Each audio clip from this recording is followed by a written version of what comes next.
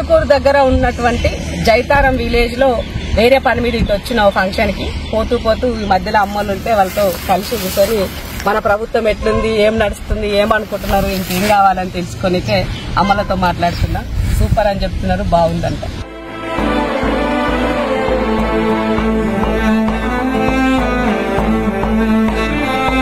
స్వతహాగా వ్యవసాయం చేసుకుంటారు.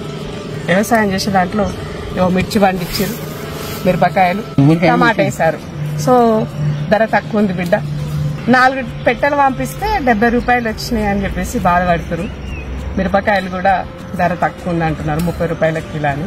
సో రేట్లు అన్నది అప్ అండ్ డౌన్ అవుతూ ఉంటాయి. బట్ గవర్నమెంట్ దృష్టి వచ్చినప్పుడు ఎట్లా ఉంది పరిస్థితి అని అడిగినప్పుడు మాత్రం కాక చాలా సంతోషపడ్డాడు. సంతోషం అన్న మాట చెప్పినాడు. కాక చెప్పే ఏం చెప్పినా రుణమాఫీ 50,000 రూపాయలు రుణమాఫీ చెప్పు.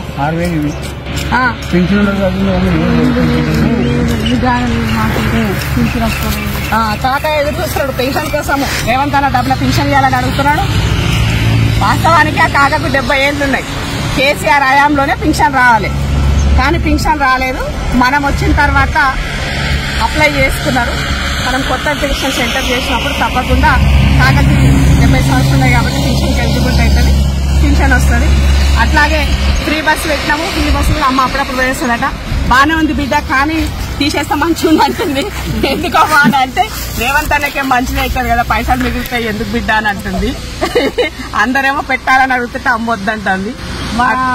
పట్టణాలు నాటకెళ్ళలు పోతారు, మేము పోయినప్పుడో నెలకొనాలి. ఎన్నడో పోయినప్పుడు అందరికి ఉపయోగపడాలా. ఇప్పుడు ఎవరైనా కడుపు వచ్చే, కాళ్ళు వచ్చే, రూపాయి చేతులు ఉండకపోయే అప్పుడు కష్టమవుతుంది కదా. ఆ టైంలో ఉపయోగపడుతుందని మంచి ఆలోచనతోనే చేసినటువంటి పని.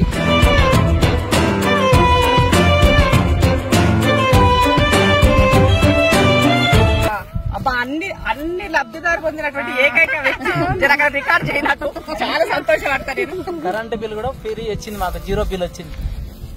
ఏమేమి వచ్చింది సంక్షేమ పథకాలు చెప్పి ఈ ప్రభుత్వం వచ్చినాక? రుణమాఫీ వచ్చింది. రుణమాఫీ 1,00,000 అయింది. 1,20,000 రుణమాఫీ అయింది. రైతు బంధు పడ్డది. కరెంటు బిల్లు ఫ్రీ వచ్చింది. వంట గ్యాసు 350 రూపాయలు ఫ్రీ వస్తున్నాయి, కూడా ఖాతాలో పడుతున్నాయి. 900 తీసుకుంటారు కాబట్టి 350 వస్తున్నాయి. ఫ్రీ నిలబడి కాళ్ళు వెక్కబోతున్నాయి. ఫ్రీ కాదు, ఫ్రీ అయ్యి అసలు మనిషి ఎట్లుంది ఏం కథ అక్కడ నిలుపుకుంటలేరు. ఇప్పుడు ప్రభుత్వం ఆలోచన ఏముండింది, నువ్వు ఇట్లా కూరగాయలు తీసుకొని మార్కెట్ కు వస్తున్నావు. ఈ కూరగాయలు తీసుకొని మార్కెట్ కు వెళ్ళాలంటే నువ్వు ఫ్రీగా ఎక్కిపోయి రూపాయి ఖర్చు లేకుండా నువ్వు మార్కెట్ లో అమ్ముకోనిక నీకు వెసులుబాటు కరెక్ట్. లేకపోయినా బస్సు ఎక్కి పరిశాన్ చేస్తున్నావు. దాంతో ఏమైతుంది, నిజంగా అక్కడికి పోయేటానికి ఇబ్బంది అవుతుంది. ఏ సీఎం అయినా ఎవ్వరు బాధలు అన్ని ఎవరు అట్లా అర్థం చేసుకోరు. ఒకటి మంచి ఉంటుంది, ఒకటి చెడు ఉంటుంది. రుణమాఫీ వచ్చినాయని పైసలు వచ్చింది. ఎన్ని ఎకరాలకి? 2 మళ్ళా 1,00,000. మళ్ళా 1,00,000. 1,00,000 మాపోయింది. ఇవి మన రైతు బంధు పైసలన్నీ 2 ఎకరాలకు వస్తున్నాయి. ఎకరాకు 6,000 అంతేనా? 2 ఎకరాలకు 12,000 పడ్డాయి. ఇంట్లో 1,00,000 వస్తాయి. ఫస్ట్ ఫేజ్ కి జాగ్ ఉన్న వాళ్ళకి. ఇప్పుడు ప్రస్తుతానికి అయితే నీకు జాగ్ ఉందని నువ్వు అప్లై చేసుకుంటే నువ్వు కట్టుకోవడానికి బేస్మెంట్ ఒకసారి, పిల్లర్ ఒకసారి, తర్వాత గోడలు వేసుకోవడానికి అట్లా. ఎందుకంటే ఒకేసారి ఇస్తే తినేసి అప్పుడు అనుకుంటారు మన వాళ్ళు. నేను ఆలోచిస్తున్నా నీలాగానే అందరుంటే ఎంత మంచిగా ఉండట్లా, పెట్టకపోయి ఇవ్వకపోయిరా అని అంటుంది తప్ప కదా.